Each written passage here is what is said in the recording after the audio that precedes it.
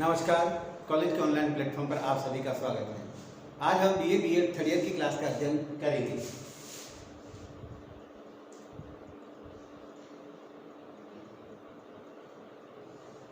और इसमें जो अपना टॉपिक चल रहा है वह है मुगल प्रशासन।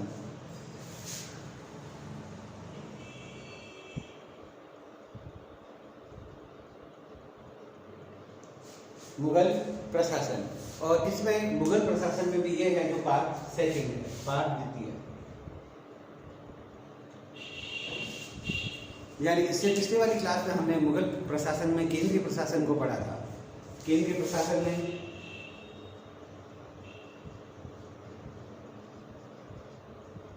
बादशाह और उसका मंत्रिमंडल मंडल की विस्तृत चर्चा परिचर्चा की थी। अतः वो क्लास आप देख लें ताकि ये क्लास आपको उससे रिलेटेड ही दूसरी समझ में आ जाए जल्दी से। क्लियर? अब आज हम पढ़ेंगे मुगल प्रशासन का प्रांतीय शासन, या जिसे सूबे का शासन कहते हैं, या प्रांतीय शासन। प्रांतीय शासन, प्रशासन एक ही बात है। प्रांतीय शासन किस प्रकार का था उसको अध्ययन करेंगे।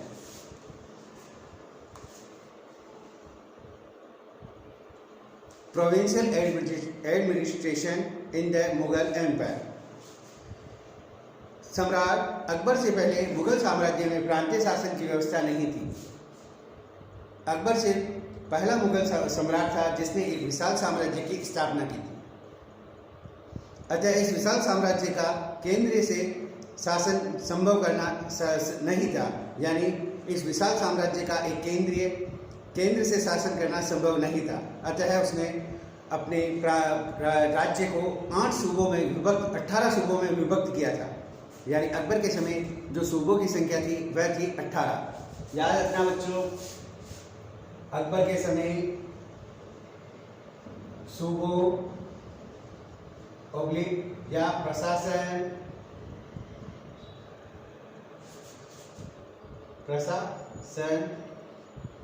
की इकाइयां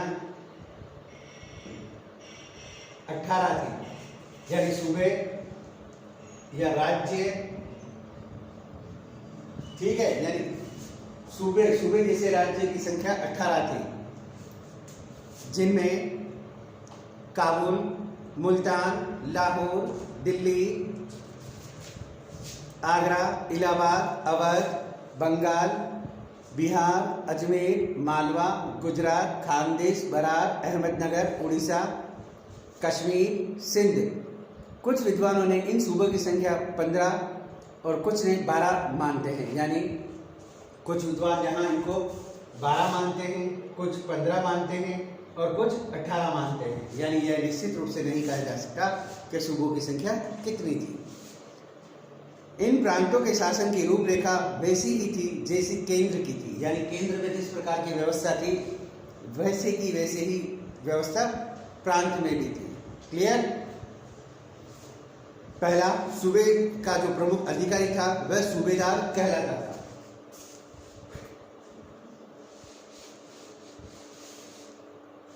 यानी प्रांतीय शासन या सूबे का शासन, प्रांत का मतलब ही सूबा है, ये बात ध्यान रखना। प्रांत का मतलब बराबर सूबा, ये दोनों चीजें एक ही है। पहला प्रांतपति कह दूं या पहला सूबापति कह दूं तो एक ही बात आ रही है। यानी सूबे का शासन पढ़ रहे हैं या प्रांत का शासन पढ़ रहे हैं, और इसका जो प्रमुख अधिकारी था वह सूबेदार था। क्लियर? यानी ये नंबर 1 अधिकारी था इसमें। प्रांतीय शासन का प्रधान सूबेदार या सिपह सालार कहलाता था। वह प्रांत में सम्राट के प्रतिनिधि के रूप में कार्य करता था। बहुधा सूबेदार का पद राजवंश, उच्च अमीर वंश को ही नियुक्त किया जाता था। यानी सूबेदार राजा के रक्त संबंधी या उच्च अमीर की ही नियुक्ति होती है, और इसकी नियुक्ति बादशाह करता है। यानी बादशाह द्वारा ही इनकी नियुक्ति की जा सकती है, अन्यथा इस बादशाह के अलावा कोई भी इसकी नियुक्ति नहीं कर सकता। सूबेदार की नियुक्ति एवं पदस्थ करना सम्राट की इच्छा पर निर्भर था। उसे सम्राट के आदेश अनुसार ही कार्य करना था, यानी यह बादशाह की इच्छा अनुसार ही कार्य करता था, अपनी ओर से शासन कार्य नहीं करता था। सूबेदार के प्रमुख कार्य प्रांत में शांति और व्यवस्था बनाए रखना था, यानी इसका जो प्रमुख कार्य है अपने सूबे में, प्रांत में शांति और सुरक्षा बनाए रखना था। शाही आज्ञाओं का पालन करवाना था इत्यादि थे। सूबेदार ही प्रांत का प्रधान न्यायाधीश होता था। अपीलें भी यह सुनता था, लेकिन बिना सम्राट की आज्ञा के किसी व्यक्ति को प्राण दंड नहीं दे सकता था। यानी अगर किसी को मृत्युदंड देना है तो वो पूरे राज्य में या पूरे देश में बादशाह द्वारा ही दिया जा सकता है, सूबेदार द्वारा नहीं। तथा न ही धार्मिक मामलों में हस्तक्षेप कर सकता था। वह प्रांत में सर्वोच्च सैनिक अधिकारी भी होता था और प्रांत की सेनाएं उसी के अधीन होती थी, लेकिन सम्राट की आज्ञा के बिना वह न युद्ध कर सकता था, न शांति स्थापित कर सकता था। उसका एक कार्य अपने क्षेत्र के पास के अधीनस्थ राजाओं से कर वसूलना भी था, यानी अपने जो अधीनस्थ राजा है उनसे या अपने अधीनस्थ जो प्रजा है उनसे कर वसूलने का काम भी यह करता था। अगला जो दूसरा महत्वपूर्ण पद है वह है दीवान। दूसरा दीवान। क्लियर बच्चों? दीवान सूबेदार के पश्चात दीवान प्रमुख अधिकारी होता था। दीवान की नियुक्ति भी सम्राट द्वारा होती थी, यानी इसकी नियुक्ति भी बादशाह द्वारा की जाती थी।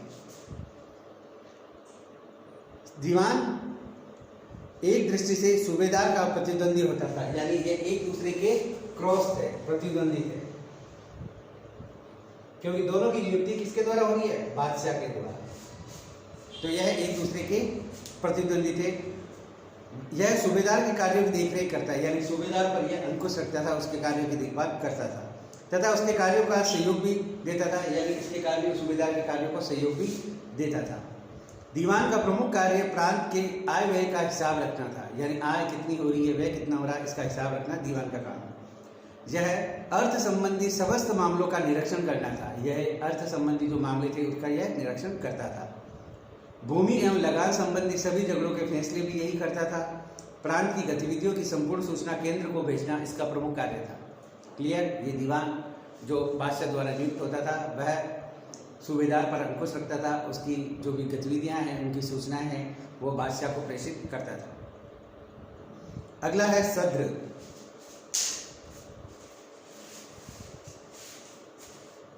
अगला है तीसरा महत्वपूर्ण पद सद्र। यह प्रांत का एक अन्य अधिकारी था। इसकी नियुक्ति केंद्र सरकार द्वारा होती थी, यानी मंत्रियों द्वारा की जाती थी और सम्राट उसे आज्ञा दे देता था।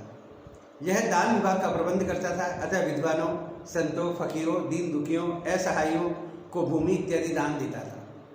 अतः इसकी सुव्यवस्था करना सद्र का ही कार्य था। इसकी सहायता के लिए आमिल, स्थानीय काजी आदि कर्मचारी होते थे। प्रांत में सद्र का पद बड़ा सम्मानित था और उसे सम्मानित दर्जा प्राप्त था सद्र को। अगला है आमील।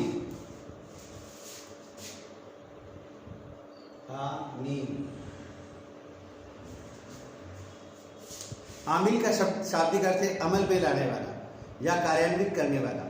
आमिल का प्रमुख कार्य मालगुजारी वसूल करना था। वह फसल द्वारा वसूल की गई मालगुजारी का पूरा विवरण केंद्र सरकार को भेजता था। प्रांत में शांति और सुव्यवस्था स्थापना करना भी आमिल का एक कार्य था। क्लियर? अगला है बख्शी।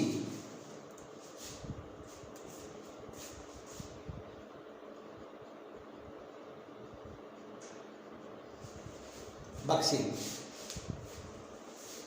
इसे विचिक्की भी कहा जाता है। यह आमिल के कक्ष या प्रतिद्वंदी होता है। इस पद पर ऐसे व्यक्ति को नियुक्त किया जाता था जो हिसाब किताब एवं लेखन कला में प्रवीण था। इसका प्रमुख कर्तव्य कृषि योग्य भूमि एवं ऊसर भूमि यानी बंजर भूमि का वार्षिक आय व्यय विवरण सरकार को भेजना। अगला है पोतदार।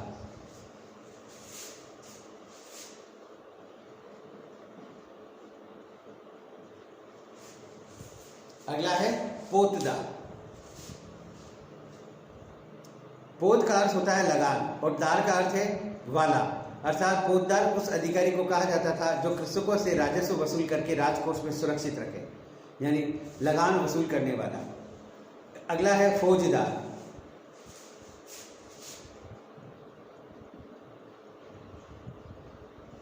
अगला महत्वपूर्ण जो पद है वह है फौजदार का।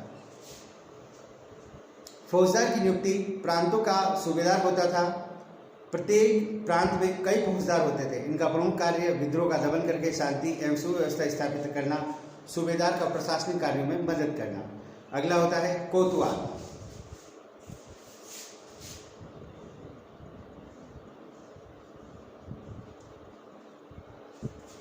अगला महत्वपूर्ण पद है कोतवाल का। प्रत्येक प्रांत के प्रत्येक नगर में एक कोतवाल होता था, यानी जो नगर होते थे बड़े बड़े उसमें एक कोतवाल होता था। इसका प्रमुख कार्य नगर में शांति सुव्यवस्था स्थापित करना था। कोतवाल नगर का सबसे बड़ा पुलिस अधिकारी होता था। चोरी को रोकना, अपराधों को रोकना, नगर में बाजारों का नाप तोल का निरीक्षण करना आदि उसका कार्य है। अगर कहीं चोरी हो गई तो ये चोर को पकड़ेगा, अगर नहीं पकड़ पाया तो जितनी संपत्ति की चोरी हुई वो अपनी जेब से उसका भरपाई करेगा। अगला है खबरनवीस।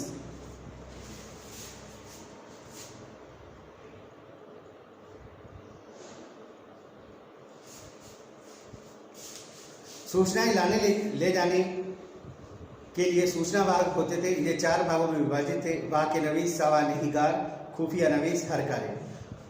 वाक्य नवीस प्रांत की समस्त सूचनाएं केंद्र के पास भेजता था। सावा निगार सही बातों की सूचना वाक्य नवीस को भेजता था। खुफिया नवीस प्रांत का गुप्तचर था, वह गुप्त बातों का पता लगाता था। हर कार्य का कार्य एक स्थान से दूसरे स्थान पर सूचनाएं लाना ले जाना था। अगला है महत्वपूर्ण पद, वह है मीर बहर।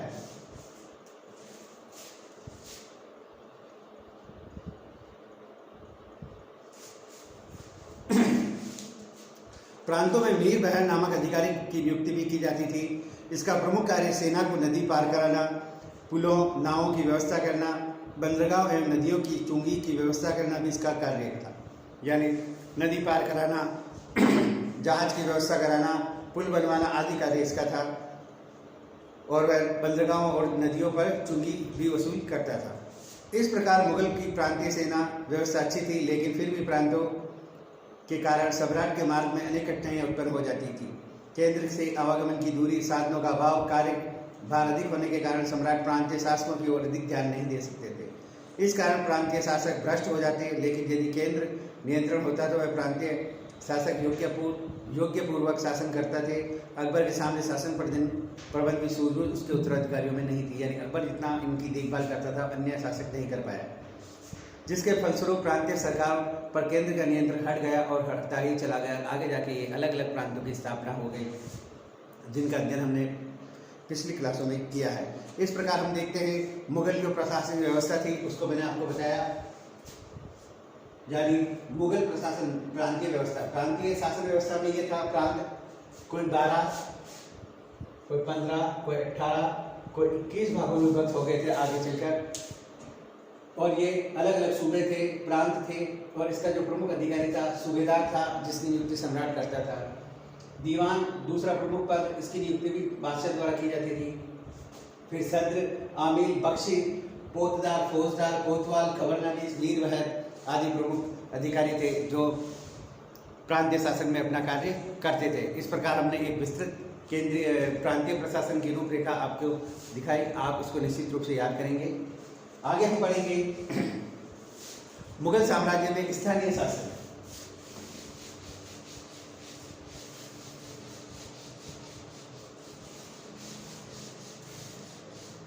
में अब पढ़ेंगे स्थानीय शासन।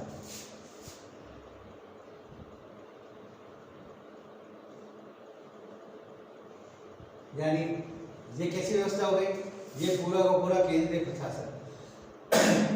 क्लियर। इसके बाद इनको अलग अलग प्रांतों में बांट दिया तो हो गया प्रांतीय शासन। अब इस एक प्रांत को बाहर निकाला। क्लियर। इस प्रांत में अब होगा स्थानीय शासन। अलग अलग परगनों में बांट दिया, जिलों में बांट दिया। फिर यहाँ पर स्थानीय शासन किस प्रकार था। फिर इन जिलों को भी बाहर निकालकर ग्रामीण प्रशासन और अलग होगा। इस प्रकार यह एक पूरा का पूरा एक क्रम था। जैसे आप अब देखेंगे ये भारत देश है अपना, इसमें यह राज्य हैं, इन राज्यों में से एक राज्य ये निकाल लिया। राज्य भी अलग अलग जिलों से बने हैं, जैसे राजस्थान में 33 जिले हैं, 33 जिलों में से भी अजमेर जिला ले लेते हैं या भीलवाड़ा जिला ले लेते हैं या जयपुर ले लेते हैं। फिर जयपुर में भी उपखंड हो जाएंगे, तहसीलें हो जाएंगी और उनमें भी फिर ग्राम प्रशासन किस प्रकार का था, इसी प्रकार की एक व्यवस्था संपूर्ण राज्य में विद्यमान थी मुगलों की। क्लियर बच्चों? अब हम देखेंगे स्थानीय शासन।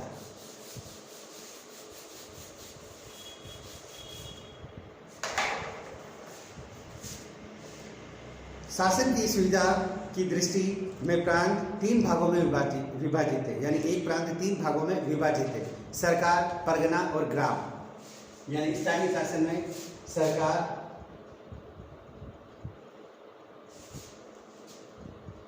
परगना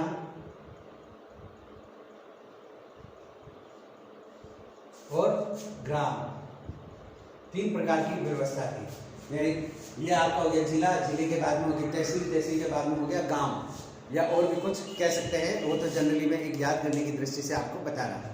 यानी मुगल प्रशासन, केंद्रीय प्रशासन, प्रांतीय प्रशासन, प्रांत में भी स्थानीय शासन, स्थानीय शासन में भी 3, सरकार, परगना और ग्राम।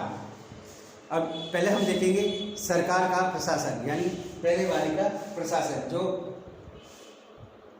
प्रांत से छोटा है किंतु परगना और ग्राम से बड़ा है। सरकार का प्रशासन, प्रत्येक प्रांत अनेक सरकारों अथवा जिलों में विभक्त था, यानी इस सरकार को जिले भी बोले जाता है। जिला,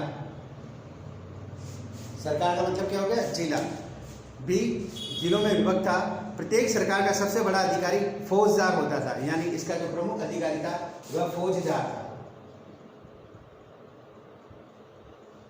नंबर 1 फौजदार होता था। अबुल फजल ने आईने अकबरी में लिखा है, फौजदार निरंतर सैनिकों की साज सज्जा का निरीक्षण करते रहना चाहिए तथा घोड़ों की आपूर्ति करनी चाहिए। सरकार में शांति और सुव्यवस्था स्थापित करना फौजदार का कर्तव्य था, यानी जिलों में शांति और सुव्यवस्था बनाने का काम भी इसका था। जिस प्रकार केंद्र में राजा का था, उसी प्रकार प्रांत में प्रांतपति का था, सूबेदार का था, इसी प्रकार सरकार में फौजदार का कार्य था। राजस्व का एक प्रमुख अधिकारी अमल गुजार होता था, यानी इसी में एक अमल गुजार दूसरा एक अधिकारी होता था, अमल गुजार, जो राजस्व संबंधी कार्य करता था। राजस्व, क्लियर बच्चों? यह शांति और व्यवस्था, सुरक्षा, और यह राजस्व का कार्य करता था। इसका कार्य भूमि पर निर्धारित उसकी वसूली, कर वसूली करना तथा भ्रष्ट को दंड देना व राजस्व के रूप में एकत्र की गई राशि को शाही खजाने में जमा कराता था। प्रत्येक सरकार में एक काजी की व्यवस्था थी, यानी इसमें तीसरा अधिकारी होता था, वह था काजी।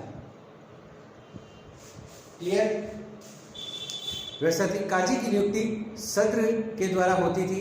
काजी इस्लाम के नियमानुसार धार्मिक प्रश्नों को समाधान करता। इसके अतिरिक्त प्रत्येक प्रांत में एक खजानादार होता था। चौथा कौन सा था? खजानादार। यानी 4 प्रमुख अधिकारी सरकार या जिले में होते थे, और यह राजकोष का प्रभारी था। इसका प्रमुख कार्य राजकोष, ये न्याय का और ये राजकोष को इकट्ठा करता था। इस प्रकार हमने देखा सरकार में 4 प्रमुख अधिकारी और जो चारों अपने अपने कार्य को करते थे। अगला है परगना का शासन। अब नेक्स्ट हम लेंगे परगना का शासन। प्रत्येक सरकार जिला अनेक परगनों में विभाजित थे। परगने के शासन में भी अनेक अधिकारियों की नियुक्ति की जाती थी। परगने का प्रधान अधिकारी सिकदार कहलाता था, यानी इसका जो प्रमुख अधिकारी है वह सिकदार।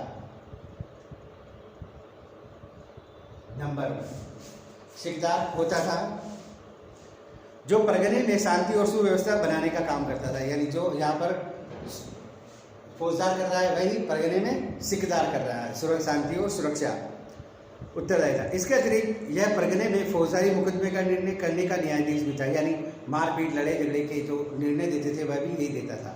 प्रत्येक परगने में एक आमिल होता था, यानी दूसरा जो अधिकारी था आमिल, यानी अमल में लाने वाला आमिल होता था, जिसका कार्य भूमि कर निर्धारण और वसूल करना, यानी भूमि कर व्यवस्था से संबंधित यह होता था। आमिल को कारकुन मदद करता था। प्रत्येक परगने में कानून को नियुक्त होते थे, यानी तीसरा कानून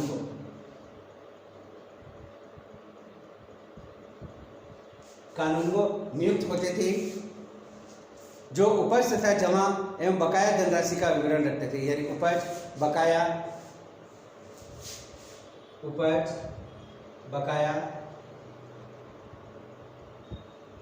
का विवरण रखते थे कानून को। औरंगजेब ने जब बहुत से अन्य धर्म के धर्मावलंबियों को अपने धर्म में परिवर्तन करने के लिए तरह तरह की जो लाभ देने की कोशिश की, उसमें औरंगजेब ने कानून को पद का भी लालच दिया था। बहुत से लोगों के पास ऐसे फरमान भी है जो औरंगजेब द्वारा धर्म परिवर्तन करने पर उनको कानून का पद मिला था। ऐसे पत्र हैं वो आज भी पढ़े हुए हैं, जो हमने पिछले अध्याय में पढ़े थे। कानून को यही वो पद है। कानूनगो की मदद के लिए पटवारी होते थे। सरकार या जिले के खजानदार के समान फौजदार की भी व्यवस्था की गई है, यानी एक फौजदार यहाँ भी होता था। फौजदार जो खजानदार का कार्य करता था जिले में, उसी प्रकार परगने में फौजदार होता था। यह कोष प्रभारी होता था, जो मैंने पहले आपको बताया था। अगला है ग्राम प्रशासन, तीसरे प्रकार की व्यवस्था। प्रत्येक परगना अनेक गांवों में विभक्त था, यानी परगना अब गांवों में विभक्त था, अनेक गांवों में विभक्त था। ग्राम प्रशासन की सबसे छोटी इकाई थी, यानी ग्राम प्रशासन की सबसे छोटी इकाई, प्रशासन की सबसे छोटी इकाई ग्राम। ध्यान रखो, गांव का प्रधान अधिकारी मुकद्दम कहलाता था, यानी इसका जो प्रमुख अधिकारी था वो था मुकद्दम कहलाता था।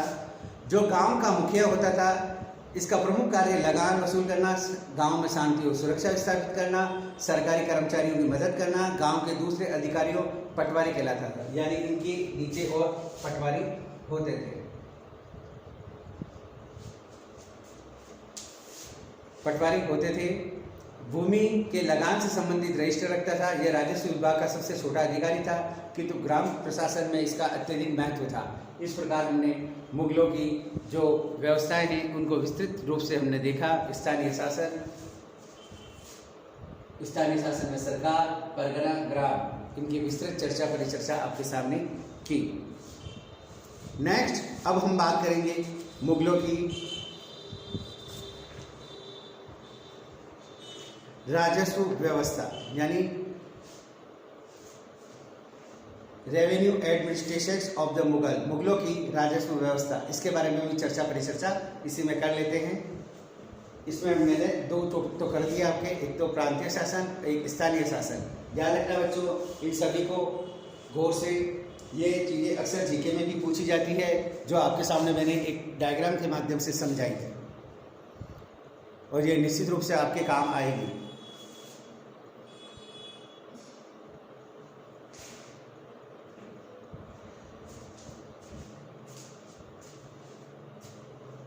क्लियर? अब नेक्स्ट हम पढ़ेंगे मुगलों की राजस्व व्यवस्था।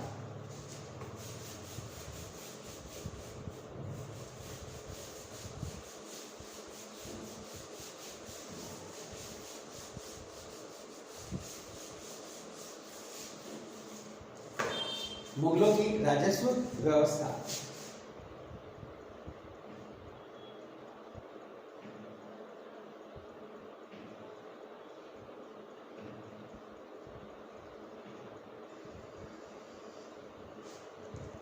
ये बच्चों, अब मुगलों के राजस्व किस प्रकार वसूल किया जाता था मुगल काल में, इसकी विस्तृत चर्चा परिचर्चा आपके सामने करेंगे। भूमि कर सबसे पहले पढ़ेंगे लैंड रेवेन्यू।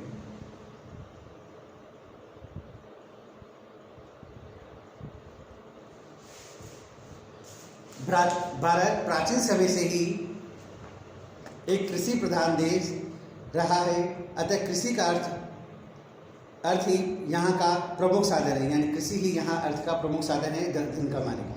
मुगल काल में भी राज्य की आय का प्रमुख साधन कृषि ही था, यानी मुगल काल में भी लैंड रेवेन्यू ही आय का प्रमुख साधन था। बाबर एवं हुमायूं ने सल्तनत कालीन मालगुजारी की प्रथा जारी रखा। पश्चात शेरशाह सूरी ने प्राचीन मालगुजारी की प्रथा को सुव्यवस्थित करने का प्रयास किया। अकबर ने भी शेरशाह की मालगुजारी प्रथा को अपनाया और उसमें अनेक सुधार किए। अकबर जमीन को नापने के लिए रस्सी के स्थान पर बांस के टुकड़ों का इस्तेमाल किया, जो लोहे के छल्लों से जुड़ा होता था। उसने जागीरदारी प्रथा को समाप्त कर दिया। मुगलकालीन भू राजस्व व्यवस्था को सुसंगठित एवं सुव्यवस्थित करने का श्रेय अकबर को ही है, यानी मुगल काल में जागीरदारी को समाप्त कर दिया और लैंड रेवेन्यू को इकट्ठा करने का एक नया सिस्टम लागू किया, जो सुधारना अकबर का ही प्रमुख कार्य था। 1560 में इस कार्य का शुभारंभ किया गया। 1590 तक चलता रहा, यानी 30 साल तक ये काम चलता रहा। मुगलकालीन ढांचों तथा सिद्धांतों पर ही अंग्रेजों का भी भू राजस्व संगठन किया गया, यानी आगे चलकर अंग्रेजों ने भी अकबर के द्वारा स्थापित व्यवस्था को ही अपनाया। मुगलकालीन ढांचों अंग्रेजों ने किया। स्मिथ ने लिखा है, अकबर के भू राजस्व कर्मचारी भूमि संबंधी जिन आंकड़ों को एकत्र कर खसरा तैयार करते थे, उसी तरह ब्रिटिश काल में भी किया गया, यानी एक रिकॉर्ड तैयार किया गया अकबर के समय में। उसी प्रकार का रिकॉर्ड अंग्रेजों ने भी तैयार किया, खसरा। मॉर्लैंड ने भी लिखा है कि अकबरकालीन बंदोबस्त ब्रिटिशकालीन बंदोबस्त के समान थे, यानी मॉर्लैंड भी इस बात को सहमत हैं कि ब्रिटिशकालीन जो बंदोबस्त थे वो अकबर के काल के समान ही थे। इन विद्वानों के मत के आधार पर मुगलकालीन भू राजस्व व्यवस्था के महत्व को समझा जा सकता है, यानी ये जो विद्वान हैं इन्होंने इस बारे में भी लिखा है, तो इसके महत्व को भी जाना जा सकता है कि मुगल काल में ये जो व्यवस्थाएं थी किस प्रकार अच्छी व्यवस्थाएं थी। राजकीय भूमि में अकबर ने करोड़ी नामक अधिकारी की नियुक्ति की थी। मोस्ट इम्पोर्टेंट, करोड़ी नामक अधिकारी अकबर ने नियुक्त किया था। करोड़ी अकबर द्वारा स्थापना की इस करोड़ी नामक अधिकारी को,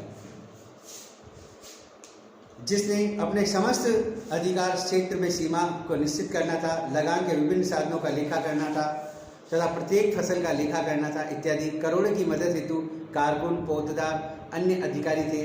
अकबर के सबसे महत्वपूर्ण सुधार 10 साला प्रबंध था। 10 साला का तात्पर्य यह था 10 वर्ष के मूल्य का औसत निकालकर लगान निश्चित करना, यानी भूमि का 10 साला पद्धति पर था। 10 साला यानी 10 साल की उपज का औसत निकालकर लगान वसूली किया जाता था, जिसे आईने 10 साला पद्धति कहा जाता है। सलाह का कार्य करता था। अकबर ने भूमि की उर्वरता के अनुसार भूमि को 4 भागों में विभाजित किया, पोलस, परती, चाचर, बंजर, जिसमें इस प्रकार है। अकबर ने भूमि के 4 प्रकार विभाजित किए। पहला पोलज, दूसरा परौती, तीसरा चाचर,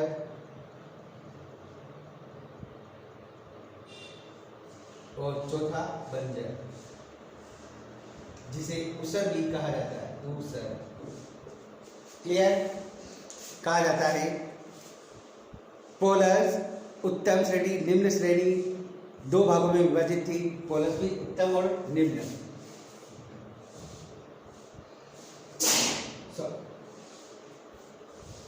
उत्तम और निम्न श्रेणी में विभाजित थी।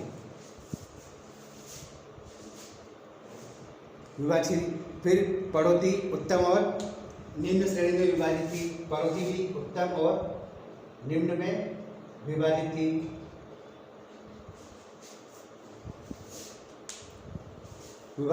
फिर चाचर और बंजर भूमि का वर्गीकरण करने के उपरांत उत्तम निम्न श्रेणी की पोलस पर्वतीय भूमि की औसत निकाली गई। चाचर और बंजर भूमि उपज की औसत निकालते समय सिंचाई की व्यवस्था का ध्यान रखा गया। अकबर के समय मालगुजारी की 3 व्यवस्थाएं थी, यानी लगान प्राप्त करने की 3 प्रकार की व्यवस्थाएं थी। मालगुजारी की 3 व्यवस्थाएं थी।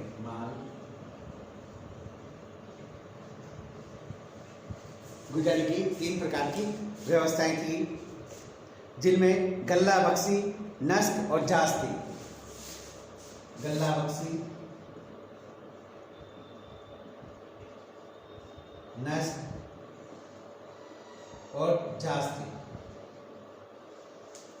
क्लियर बच्चों? गल्ला बख्शी, इसके अनुसार फसल का कुछ भाग सरकार ले लेती थी, यानी फसल का कुछ भाग, यानी ये फसल है, इसका कुछ भाग ये सरकार का, जो सरकार ले लेती थी। नस्क की प्रथा में भूस्वामी एवं सरकार के बीच लगान का एक समझौता होता था, यानी समझौता, नस्क का मतलब समझौता, समझौते के अनुसार इतनी फसल आपकी, इतनी फसल मेरी, समझौता, लैंड रेवेन्यू का। जास्ती, इस प्रकार की प्रथा में फसल खेत में बोई जाती थी, उसी के अनुसार लगान निश्चित हो जाता था, यानी जास्ती में एक फसल खेत में बोई गई और उस बोने के आधार पर ही इसका लगान निश्चित कर लिया जाता था कि इतना भाग आपका हो जाएगा, इतने भाग में उगी फसल मेरी हो जाएगी, बोई जाती थी, उसी के अनुसार लगान निश्चय किया गया। इन तीनों प्रथाओं में से किसान किसी भी प्रथा को अपनाने के लिए स्वतंत्र थे। यद्यपि अकबर द्वारा निश्चित की गई लगान बहुत कम न थी, परंतु किसान उसकी लगान व्यवस्था से संतुष्ट थे, यानी अकबर ने जो किसान को लैंड रेवेन्यू के लिए किया कि आप 3 प्रकार में से किसी भी प्रकार का चुन लो, हालांकि वो अधिक थी किंतु किसान संतुष्ट थे। लगान को निश्चित किए जाने से किसान तथा सरकार दोनों ही चिंता मुक्त हो गए। इसके अतिरिक्त अकबर ने जजिया, जकात, तीर्थ यात्रा कर, वृक्ष कर, बाजार कर, गृह कर, अन्य प्रकार के करों को समाप्त कर दिया, यानी जो अन्य कर थे, जजिया, जकात, तीर्थ यात्रा, वृक्ष, बाजार, गृह कर आदि को समाप्त कर दिया। इसके साथ साथ अकाल तथा अन्य देवीय आपदाओं के समय किसानों को लगान की दरें भी कम कर दी थी। गरीब किसानों को बीज, पशु, कृषि औजार खरीदने हेतु धन दिया जाता था। अकबर की राज व्यवस्था के विषय में मॉर्लेंड ने लिखा है, उसका प्रशासन सराहनीय था क्योंकि उसके कोष में सदैव वृद्धि होती थी, और जब तक उसने पंच तत्व प्राप्त किया वह संसार का सबसे बुद्धिमान व्यक्ति कहलाया, यानी उसके साम्राज्य का राजकोष सदैव भरा रहता था, और जब तक वह मरा नहीं तब तक उसके राज्य में, संसार में उसके जैसा बुद्धिमान शासक नहीं हुआ। ऐसी बातें ये मॉर्लेंड जी कह रहे हैं। उनके समय में किसानों की स्थिति अच्छी थी और राजकोष हमेशा भरता गया। इस प्रकार हमने इस अध्याय में, इस पाठ में हमने देखा मुगलों की लैंड रेवेन्यू सिस्टम, केंद्रीय शासन, प्रांतीय शासन, सरकारों का शासन, परगनों का शासन, ग्राम प्रशासन। अतः निश्चित रूप से ये कह सकते हैं कि अकबर के मुगल शासन काल में एक निश्चित एक व्यवस्था थी। अकबर ने स्थायित्व उसको प्रदान किया, जिससे सामाजिक, धार्मिक, आर्थिक, नैतिक सारी प्रकार की उन्नतियाँ उसके शासनकाल में हो गई थी। अतः अकबर का जो शासनकाल था वो वाकई में ही, अकबर और मुगलों के जो शासन था वह वाकई में ही एक अच्छी व्यवस्था थी। भूमिगत की जो लैंड रेवेन्यू सिस्टम था उसको आगे चलकर अंग्रेजों ने भी अपनाया, और ये दह सलाह जो पद्धति थी इसको भी अंग्रेजों ने अपनाया, और खसरा भूमि को एज इट इज उन्होंने जारी रखा। अतः उसको 30 वर्ष हालांकि लगे उस पर कार्य करने में, किंतु वह उसके शासनकाल के महत्वपूर्ण थे, और जिससे आगे मुगल एम्पायर आगे बढ़ता गया, और एक निश्चित मात्रा में लगान किसानों से वसूल की जाती थी, जिससे किसान भी सुखी थे और बादशाह भी था। और इसके अलावा अन्य करों को समाप्त कर दिया गया, जिससे राजस्व की प्राप्ति अच्छी हो गई। इस क्लास में इतना ही। इससे अगली वाली क्लास में हम इसके और अध्ययन, विस्तृत रूप से इसका अध्ययन करेंगे। धन्यवाद।